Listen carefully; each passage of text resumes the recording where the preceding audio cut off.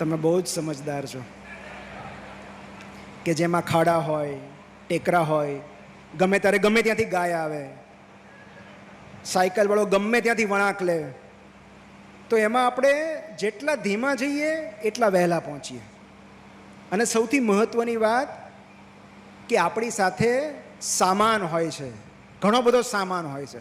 તમારે ગાડી ભગાવી હોય ને તો નારિયેળની ચિંતા નહીં કરવાની, જે છૂટી ગયું એ છૂટી ગયું, જે રહી ગયું એ રહી ગયું, પાછળ ફરીને જોવાનું નહીં, તો વહેલા પહોંચી શકો.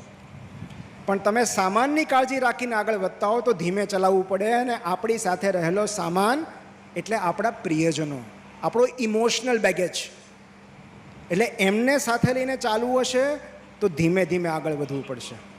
કારણ કે બહુ સરસ કહેવત છે, if you want to go fast, walk alone. If you want to go far, walk together.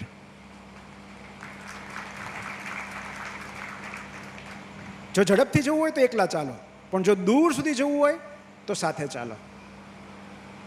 અને એટલે એ ધીરજ, ધીમે ધીમે આગળ વધો ને. જે કંઈ મંઝિલ છે, જે કંઈ ડેસ્ટિનેશન તમે ધાર્યું છે, જ્યાં જવું છે ત્યાં. ત્રીજું છે સરખામણી. પહેલાં કેવું હતું કે સરખામણી કરવા માટે બહુ મર્યાદિત પાત્રો હતા. આપણા મમ્મી કે આપણા દાદી કે નાની એમ કહેતા હતા કે તું તારા ભાઈ જેવો નથી, તું તારા કઝિન જેવો નથી. એટલે બહુ બહુ તો પડોશિયારે સરખામણી થતી, કઝિન સાથે સરખામણી થતી, બસ વધી વધીને. હવે તો સરખામણી કરવા માટે આખું વિશ્વ તૈયાર છે. જેવા તમે ઇન્સ્ટાગ્રામમાં લોગિન કરો એટલે અજાણતા જ તમે સરખામણીની દુનિયામાં પ્રવેશી જાઓ છો. ફિલ્ટર મારી મારીને લોકો પોસ્ટ કરે છે. અને કેવું છે કે પહેલાં તો કોઈકને ઈર્ષા કરાવી હોય ને તો ખરેખર ગાડી લેવી પડતી, નવું ઘરને કલર કરાવવો પડતો, નવા કપડાં ખરીદવા પડતા. હવે તો ખાલી એક ફોટો જ મૂકવાની વાર હોય છે. એ દુબઈમાં તો લિમોઝિન ફ્રીમાં મળે છે. ફ્રીમાં એટલે રેન્ટેડ મળે છે ફોટો પડાવવા માટે, કે તમે ખાલી ફોટો પડાવીને મૂકી શકો કે તમે જો કેવા ગાડીમાં બેઠા હતા. એટલે કોઈ સુંદર મજાનું યુગલ, એમાંય ખાસ કરીને આપણે 5-6 કપલ સાથે જવાના હોઈએ કોઈ જગ્યાએ અને આપણે કોઈ કારણસર ન જઈ શકીએ અને એ લોકો 4 જણ ગયા હોય તો ત્યાં પહોંચીને સૌથી પહેલું કામ એ લોકો ફોટો પાડવાનું કરશે, બીજું કામ અપલોડ કરવાનું કરશે ને ત્રીજું કામ આપણને ટેગ કરશે. આપણે નથી ગયા તોય ટેગ કરશે. અને ઇન્સ્ટાગ્રામનું અલ્ગોરિધમ એટલું ખતરનાક છે કે સૌથી પહેલાં આપણને એ જ ફોટો બતાવશે અને આપણા જીવનસાથીને પણ એ જ ફોટો બતાવશે. એટલે પછી આપણું કે ભાઈ તમે ક્યાંય બહાર જ નથી નીકળતા. Feeling fantastic, feeling romantic, feeling joyful, આવું ફીલ કરે અને ઘરમાં આગ લગાડે.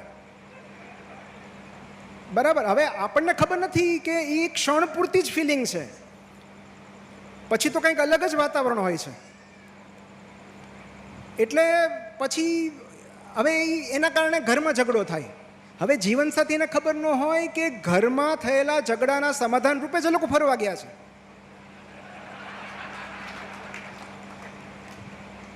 મારે તો મારા પાડોશી વિશે કહેવાય નહીં, પણ અમારી એક સામે ભાઈ રહે છે. રોજ સવારે એના પત્ની સાથે એટલા મોટેથી ઝઘડો થાય અને આપણા ઘર સુધી અવાજ આવે, એટલે આપણે મનોરંજન ન કરવું હોય તોય થઈ જાય. અને પછી 9:30-10 વાગે એકદમ તૈયાર થઈ બહાર નીકળે, એક સુંદર મજાનો સેલ્ફી લે જેમાં બેકગ્રાઉન્ડમાં એનું ઘર હોય ને ફોટો મૂકે, હોમ સ્વીટ હોમ. હવે એ કેટલું મીઠું છે એ આપણને જ ખબર છે. એટલે જેવું કોઈ નવી ગાડીનો ફોટો મૂકે એટલે આપણને આપણી કાર જૂની લાગવા લાગે. તો આ જે સરખામણી છે એને કારણે મોટાભાગના યુવાનો ખાસ કરીને ફોટા જોઈને ડિપ્રેસ થઈ જાય.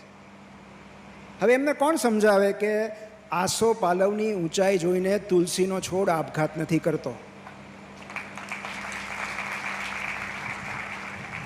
ગુલાબની સુંદરતા જોઈને મોગરો લઘુતા નથી અનુભવતો, હાથીનું બળ જોઈને ખિસકોલીને ડિપ્રેશન નથી આવતું. કારણ કે આ પ્રકૃતિએ સર્જેલા દરેક જીવની એક અનન્ય અને અજોડ વિશેષતા છે. દરેકના સંજોગો અલગ છે, વાતાવરણ અલગ છે, બંધારણ અલગ છે. અને એથી એ વિશેષ દરેકના ઉદ્દેશ્ય અલગ છે. અને ધારો કે કોઈ જ ઉદ્દેશ્ય ન હોય તો પણ આપણે બધા એટલા જ સ્પેશિયલ છીએ આ બ્રહ્માંડ માટે જેટલા કે આબમાં રહેલા તારા. કારણ કે તમે વિચાર કરો કે 15 થી 20 મિલિયન એટલે 1.5 કરોડથી 2 કરોડ શુક્રાણુમાંથી એક સ્પર્મ ઓવમને ફર્ટિલાઇઝ કરે છે ત્યારે આપણો ગર્ભ રચાય છે. આપણે કેટલા સ્પેશિયલ હશું. એકવાર એક મોરે એક ચકલીને પૂછ્યું કે તું મારી જેમ કળા નથી કરી શકતી તો તને દુઃખ નથી થતું? અને ચકલીએ બહુ સુંદર જવાબ આપ્યો કે ના, કારણ કે મારે કોઈને ઇમ્પ્રેસ કરવાના નથી હોતા.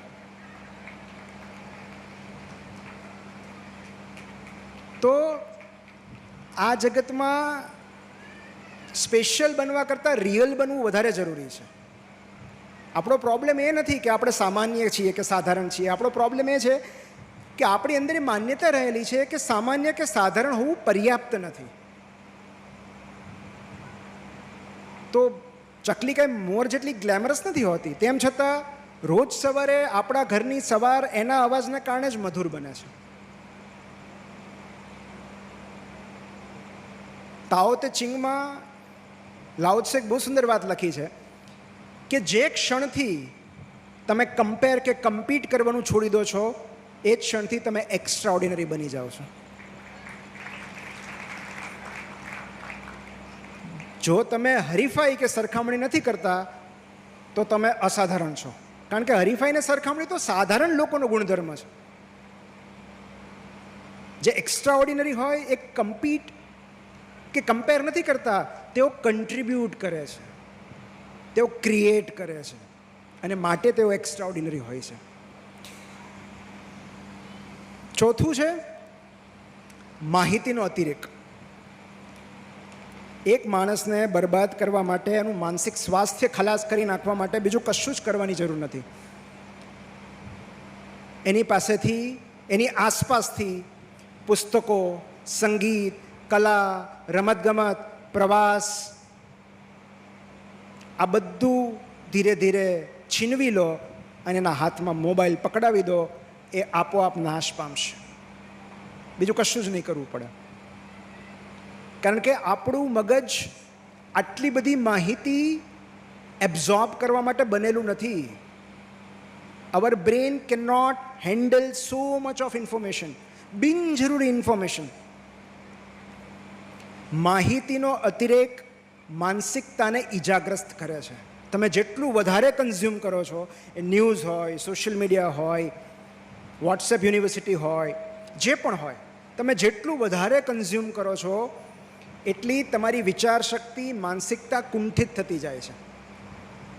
અને માટે માહિતીના જગતમાંથી બહાર નીકળીને સમયસર અનુભૂતિના જગતમાં પ્રવેશ કરવો જરૂરી છે. ઇન્ફોર્મેશન નહીં, ફીલિંગ. એટલે આ કેવું છે કે આમ તો ઘણી બધી વસ્તુઓ આપણને પરેશાન કરતી હોય છે, હેરાન કરતી હોય છે, પણ એક બ્લોગર છે ડેન પિયર્સ, એનું એક બહુ સરસ વિધાન છે, મારું બહુ પ્રિય વિધાન છે ને પ્રેક્ટિકલ વિધાન છે કે કેટલાક લોકો વિશ્વની જટિલ સમસ્યા ઉકેલી રહ્યા છે, ગ્લોબલ વોર્મિંગ ને ઘણા બધા કંઈક.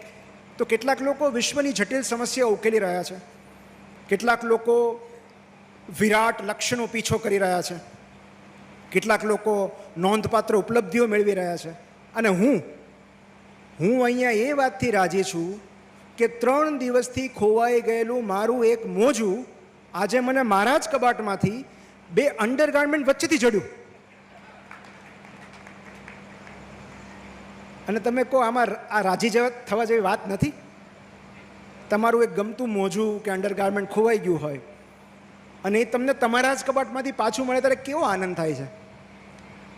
તો કેટલાક લોકોને એવરેસ્ટ ચડ્યાનો આનંદ પણ નથી હોતો અને કેટલાક લોકો એ વાતથી રાજી થઈ જાય છે કે આજે મારું ખોવાયેલું મોજું ચડી ગયું. પણ એનો અર્થ એ નથી કે મોજા જ શોધતા રહેવા.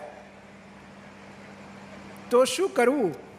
તો એક બહુ સુંદર પુસ્તક છે જેનો અવારનવાર હું ઉલ્લેખ કરતો રહું છું, અને એ તમને બિલકુલ, તમને વાંચન જરાય ન ગમતું હોય ને તોય તમે પુસ્તક વાંચી શકો એવું પુસ્તક છે, કારણ કે ચિત્ર વાર્તાનું પુસ્તક છે. એમાં ચિત્રો છે અને 2-3 લાઈનના ડાયલોગ્સ છે. The boy, the mole, the fox and the horse. Charlie Mackesy કરીને એક આર્ટિસ્ટ છે, હું એને લેખક નહીં કહું, એ આર્ટિસ્ટ છે, કલાકાર છે. અને તમારે પુસ્તક ન વાંચવું તો હવે આ નામનું મૂવી પણ આવી ગયું છે અને બહુ જ સુંદર મૂવી છે. હું તમને એનો એક સીન કહું કે આ ચારે પાત્રો બેઝિકલી વાત એવી છે કે એક 8-9 વર્ષનો ટાબરિયું હોય છે, એક નાનો છોકરો હોય છે, એક છછુંદર હોય છે, એક શિયાળ હોય છે અને એક ઘોડો હોય છે. આ 4 પાત્રો છે અને આ 4 પાત્રો એક મુસાફરીમાં નીકળ્યા છે. અલગ અલગ પડાવ આવે છે અને તેઓ એકબીજા સાથે વાતો કરે છે, પણ આ સામાન્ય વાતચીત નથી. આ દરેક પાત્ર એકબીજા સાથે પોતપોતાના ડર શેર કરે છે, પોતાની ચિંતા શેર કરે છે, પોતાની લઘુતા શેર કરે છે અને સામેવાળું પાત્ર એને રીએશ્યોર કરે છે, એનું કાઉન્સેલિંગ કરે છે, એને ગાઈડ કરે છે. અને મજાની વાત હું તમને છેલ્લે કહું તો આ સીન એક એવું સુંદર છે કે લોકો ચારે એક ગાઢ જંગલમાંથી જતા હોય છે.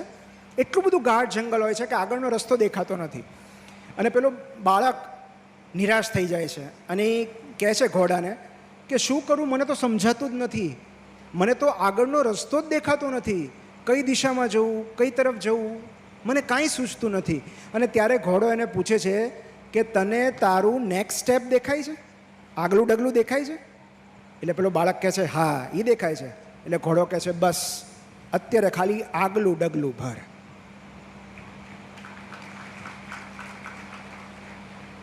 એ ભરીશ એટલે પછીનું આગલું દેખાશે. તો અને આ ચારેય પાત્રો આપણી અંદર રહેલા છે. આ નાનું બાળક એટલે આપણી અંદર રહેલું એ બાળક જે ગભરાયેલું છે, ડરેલું છે, વાત વાતમાં ડરી જાય છે, મૂરઝાઈ જાય છે, ચિંતા કરે છે, જગતનો સામનો કરતા ડરે છે, એ બાળક.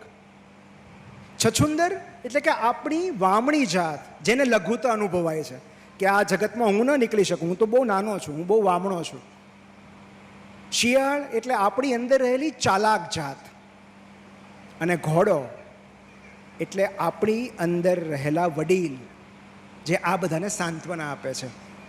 અને આ રીતે આપણો આંતરિક સંવાદ રચાતો હોય છે કે જ્યારે આપણી અંદર રહેલું પીઢ વ્યક્તિત્વ, આપણો આત્મા આપણા ડરને કાઉન્સેલ કરતો હોય છે કે ચિંતા નહીં કર, હું છું ને તારી સાથે.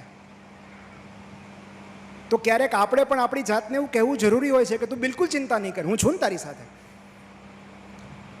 માર્ટિન લ્યુથર કિંગનું એક બહુ સરસ વિધાન છે, you don't have to see the entire staircase to take the first step. સીડી ચડવા માટે અથવા પહેલું પગથિયું ચડવા માટે આખી સીડી જોવાનો આગ્રહ ન રાખતા. તમે એમ કહો પાલીતાણામાં આટલા પગથિયા છે પણ મને ઉપરના મંદિરના દર્શન થશે પછી જ હું પહેલું પગથિયું ચડીશ, તો એમ નહીં થાય. તમે જેમ જેમ પગથિયા ચડતા જશો આગલું પગથિયું દેખાતું જશે, ધીરે ધીરે મંદિર દેખાશે. તો જેટલા કંઈ 3000 પગથિયા છે નીચેથી નથી દેખાતા, તેમ એક એક પગથિયું, one step at a time. તો જ્યારે કશી જ ખબર ન પડે ત્યારે just take your next step. આગલું ડગલું તો દેખાય છે ને, હવે શું કરવું એ તો ખબર છે ને, બસ એટલું કરો. અને એટલે જ આજ સુધી સૌથી વધારે પ્રચલિત થયું હોય એવું સ્લોગન કયું છે? આજ સુધી કઈ બ્રાન્ડનું કયું સ્લોગન સૌથી વધારે પોપ્યુલર થયું છે? તમે કોઈ પણ ગૂગલ સર્ચ કરો, કોઈ પણ સર્ચ એન્જિનમાં જાઓ, ધ મોસ્ટ પોપ્યુલર સ્લોગનના લિસ્ટમાં ટોપ 5માં એ સ્લોગન હશે હશે ને હશે. કયું છે? Any idea? Just do it. Just do it. એમ નથી કહેતું win it. It is not about winning, it is about doing. તમે માત્ર કરો, બસ કરી નાખો, વિચારો નહીં, જસ્ટ ડુ ઇટ. અને એકચ્યુઅલી આ સ્લોગન પાછળની હિસ્ટ્રી બહુ રસપ્રદ છે. આ એક હત્યારાના મુખેથી નીકળેલું અંતિમ વાક્ય હતું કે જેણે હત્યા કરી હતી એને જ્યારે એક્ઝિક્યુટ કરવામાં આવેલા, જેને મૃત્યુદંડની સજા આપવામાં આવી, ત્યારે એને પૂછવામાં આવ્યું કે બોલ તારી અંતિમ ઈચ્છા શું છે? અને એણે કહ્યું કે વાણીવિલાસ ના કરો, જસ્ટ ડુ ઇટ, મારું જ માર નાખો મને જલ્દી, એટલે વાત પતે. અને એના પરથી એ માર્કેટિંગ એજન્સીને વિચાર આવ્યો કે કેટલી પ્રેક્ટિકલ વસ્તુ છે કે આપણે 10 જાતનું પરિણામનો વિચાર કરીએ, પરફેક્શનનો વિચાર કરીએ, આવું થાય તો જ કરીએ, આવો વિચાર આવે તો જ કરીએ. Just do it. તમે કરશો તો પ્રેરણા મળશે. પ્રેરણા મળવાની રાહ જોશો તો ક્યારે નહીં કરી શકો. અને માટે just take your first step. તો હજી આઈ થિંક 5 મિનિટ છે. હા, ઓકે. કારણ કે મારે એક છેલ્લી વાત જે કહેવી છે, કારણ કે પછી મને સંદીપભાઈ કીધું છે કે થોડું ઇન્ટરેક્શનનો સમય પણ રાખવો છે. જો તમારે કંઈ પૂછવું હોય તો એ પણ આપણે ચર્ચા કરીશું. પણ આ એક પુસ્તક વિશે જો હું તમને નહીં કહું તો મારો ધક્કો વિફળ જશે. જ્યારે આપણે જાત વિશે વાત કરીએ, આત્મસંવાદ વિશે વાત કરીએ, સ્વયં વિશે વાત કરીએ, ત્યારે આ પુસ્તકનો ઉલ્લેખ કરવો બહુ જરૂરી છે. કારણ કે જે યુવાન પેઢી મને પૂછતા હોય છે કે આત્મઘડતર માટે, વ્યક્તિત્વ વિકાસ માટે કયું પુસ્તક વાંચવું જોઈએ, ત્યારે જે હું પુસ્તકો એમને સજેસ્ટ કરતો હોઉં છું એમાં આ પુસ્તક હોય છે. અને એનું નામ છે ધ 4 એગ્રીમેન્ટ્સ, જે ગુજરાતીમાં પણ ઉપલબ્ધ છે, 4 સમજૂતીઓ. એટલે કે 4 સંકલ્પ આપણે કરવાના છે જીવનમાં. આ કયા 4 સંકલ્પ છે? પહેલો સંકલ્પ છે શ્રેષ્ઠ શબ્દોની પસંદગી કરો. બી ઇમ્પેકેબલ વિથ યોર વર્ડ્સ. શ્રેષ્ઠ શબ્દોની પસંદગી કરો. કારણ કે તમે સ્વીકારો કે ન સ્વીકારો, આપણી ભાષા આપણું ભવિષ્ય ઘડે છે.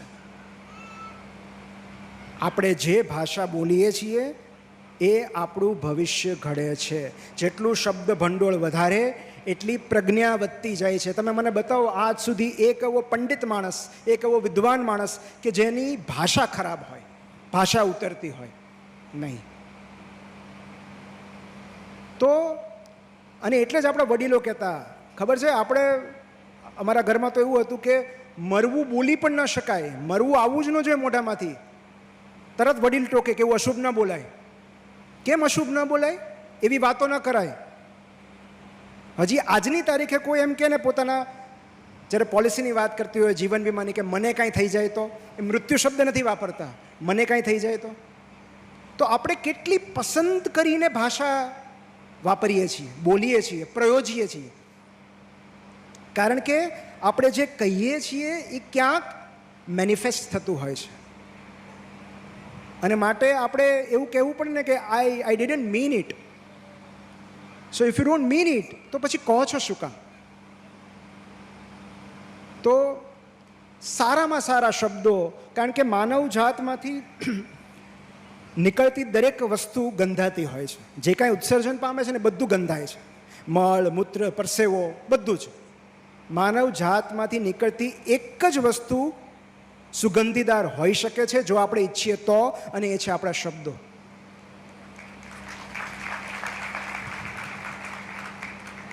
તો શ્રેષ્ઠ શબ્દોનું ચયન કરો. બીજું છે ડોન્ટ ટેક એનીથિંગ પર્સનલી. કોઈની વાત, કોઈની ટિપ્પણી, કોઈનો અભિપ્રાય વ્યક્તિગત રીતે ન લઈ લો. કારણ કે એમણે જે કહેલું છે એ એમના જીવન સાથે સંકળાયેલું છે, એ તમને લાગુ નથી પડતું. અને એક નાનું હું તમને ઉદાહરણ આપું કે એક લેખક હતા ડેવિડ પોલી કરીને, અને એ ન્યૂયોર્ક શહેરની એક ટેક્સીમાં બેઠા, અને એમને સ્ટેશન જવું હતું, ગ્રાન્ડ સેન્ટ્રલ સ્ટેશન જવું હતું, એટલે ટેક્સીમાં બેઠા. અને ટેક્સીનો ડ્રાઈવર બરાબર જે ટ્રાફિક નિયમોનું પાલન કરીને બહુ શાંતિથી જતો હતો. તો એવામાં સામેની બાજુથી રોંગ સાઈડમાં સ્પીડ લિમિટનું ઉલ્લંઘન કરીને એક ટેક્સી આવી અને એકદમ અથડામણ થતાં થતાં રહી ગઈ. એટલે આ ડેવિડ પોલી હતા, એના જે ડ્રાઈવર હતા, એણે સમય સૂચકતા વાપરીને અકસ્માત થતાં અટકાવી દીધો. બાકી એક ભયંકર અકસ્માત થઈ જાય. હજી તો ડેવિડને જીવ બચાવનો હાશકારો થાય એ પહેલાં તો સામેની ટેક્સીનો ડ્રાઈવર ઉતરી અને ડેવિડના ટેક્સી ડ્રાઈવરના અપશબ્દો કહેવા લાગ્યો, ઝઘડો કરવા લાગ્યો કે ચલાવતા ન આવડતો શું નીકળતા હશો, એ ભાષા બહુ જ ગંદી રીતે.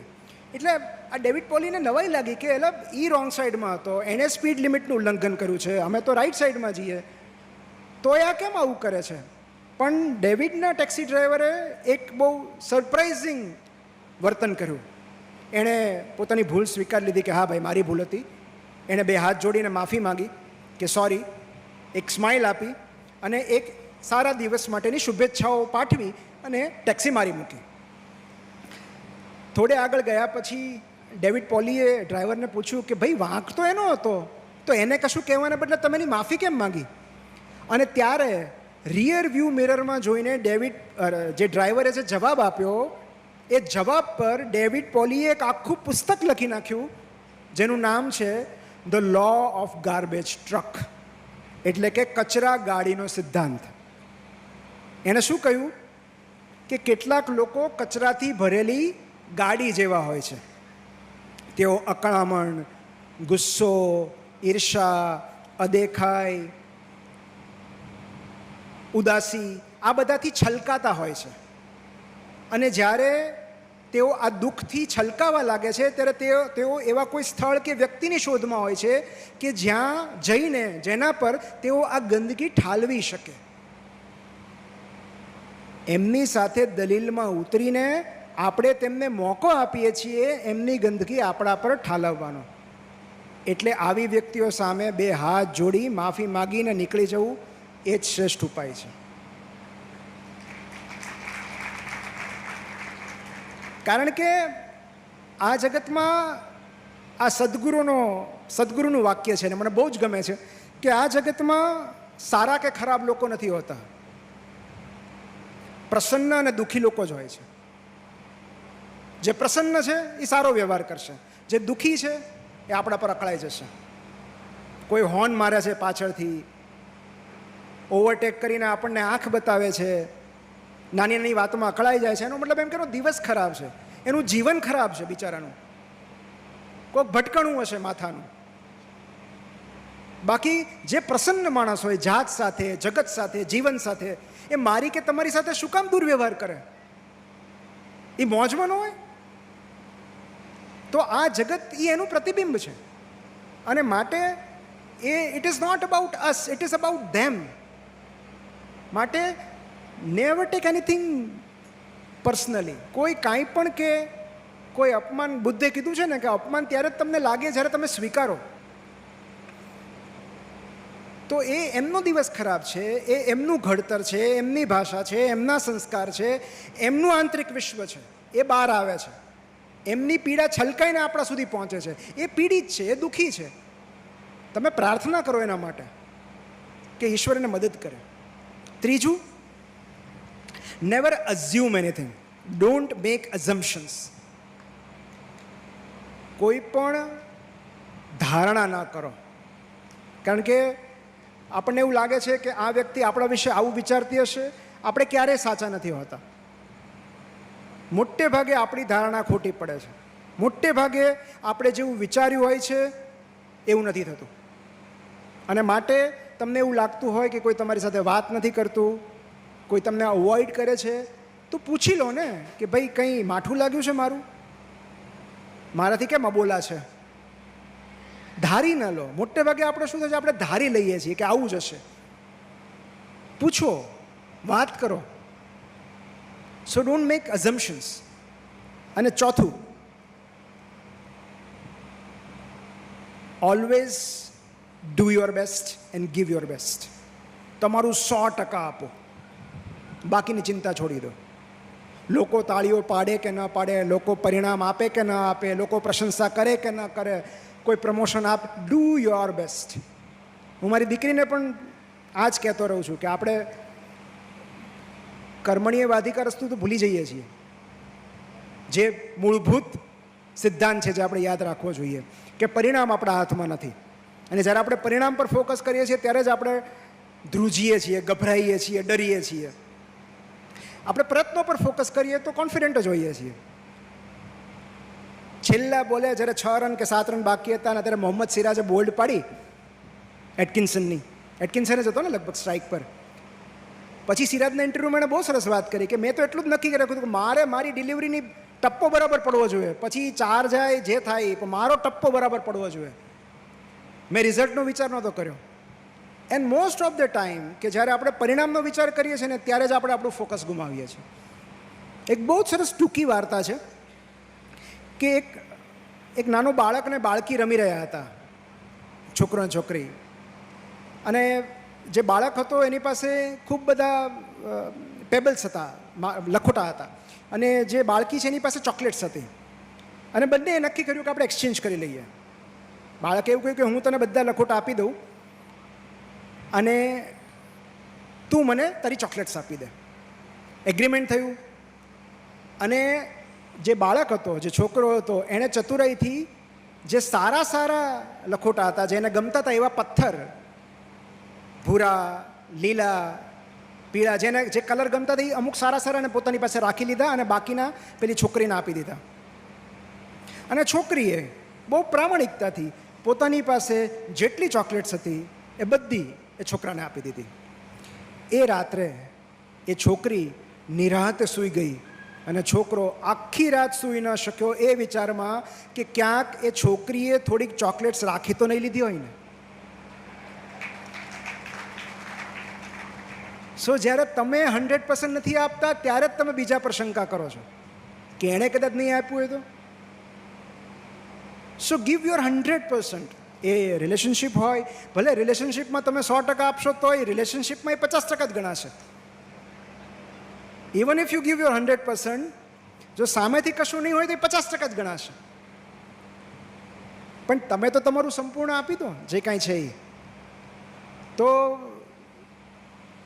સમય ક્યાં સમાપ્ત થઈ ગયો એનો ખ્યાલ ન રહ્યો. મને પણ તમારી સાથે વાતો કરવાની મજા આવી. પણ આ આત્મસંવાદ કઈ રીતે તંદુરસ્ત બનાવવો, એની સૌથી પહેલી ચાવી છે, સૌથી પહેલું પગથિયું છે જાગૃતિ, અવેરનેસ. એકવાર